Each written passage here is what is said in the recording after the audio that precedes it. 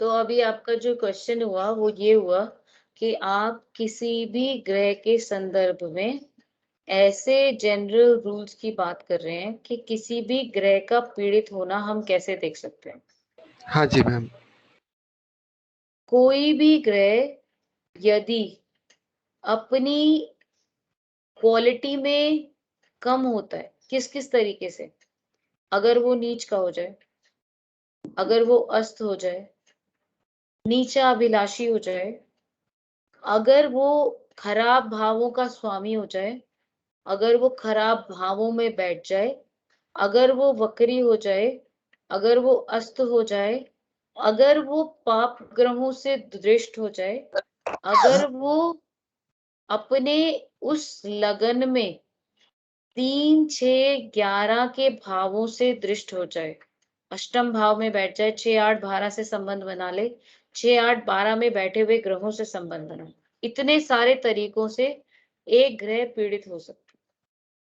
6, 8, 12 के स्वामी यदि शुभ ग्रह हो जाए तो भी उस जातक की कुंडली के लिए जो भी ग्रह राइजिंग असेंडेंट के लिए 6th, 8th और 12th के लॉर्ड बनेंगे, वो उस कुंडली के लिए फंक्शनल मेलेफिक है। कहीं ना कहीं कुछ ना कुछ डिफेक्ट तो वो उसको देंगे ही देंगे। बेशक से छठे, 8वें और 12वें के जो फल हैं उनमें वृद्धि हो या घटौती हो, वो तो एक चार्ट का एक अलग एनालिसिस होगा। लेकिन दुस्थान अपने आप में एक खराब डिग्निटी है। जैसे अभी हमने जब आपने दशा और ट्रांजिट किया था, हमने जनरल रूल्स की जब बात की और हॉरोस्कोप को एनालाइज करने की कोशिश की, और हमने हॉरोस्कोप को अलग अलग भागों में बांटा।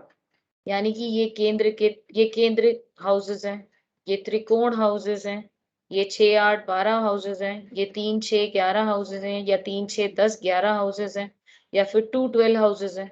तो उन श्रेणियों में जब आपने कंपैरिजन किया तो आपने कहा त्रिकोण बहुत ही अच्छा, सेकंड नंबर पे केंद्र आ गया, थर्ड नंबर पे 3, 6, 11 आ गया अगर उनके लॉर्ड्स उनके हाउसेस में बैठे हुए। फिर उसके बाद आपका सेकंड 2 और 12 अपनी इतर राशियों के फल देंगे। इसी तरीके से यही रूल्स हमेशा एप्लीकेबल है। फिर हमने बोला 3, 6, 11 के जो भी लॉर्ड्स होंगे वो फंक्शनल मेलेफिक हो जाएंगे किसी भी गिवन हॉरोस्कोप के लिए।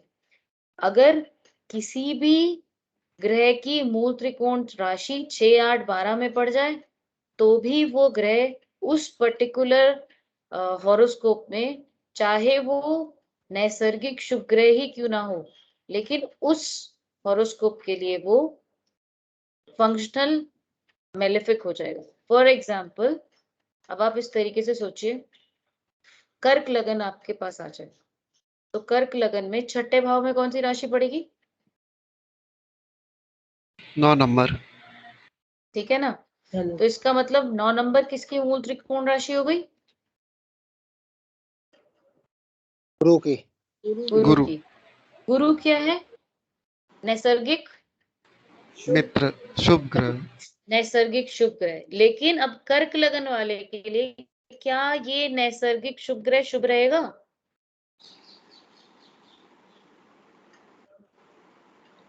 बताइए।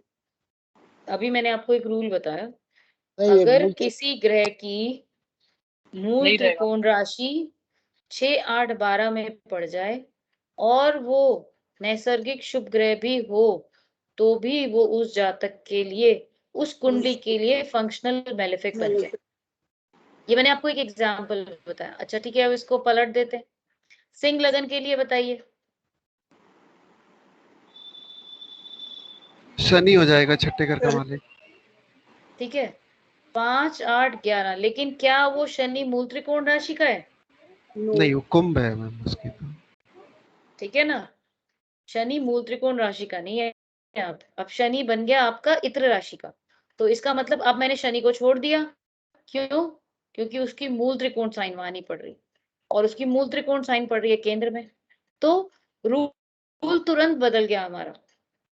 ठीक है, तो आपको ये याद रखना है कि आप किस तरीके से ग्रह का उस लगन के संदर्भ में मेलेफिक होना और बेनिफिक होना डिसाइड करेंगे। ठीक है, ये जिसने भी क्वेश्चन पूछा था उसको आंसर मिल गया? हाँ जी मैम।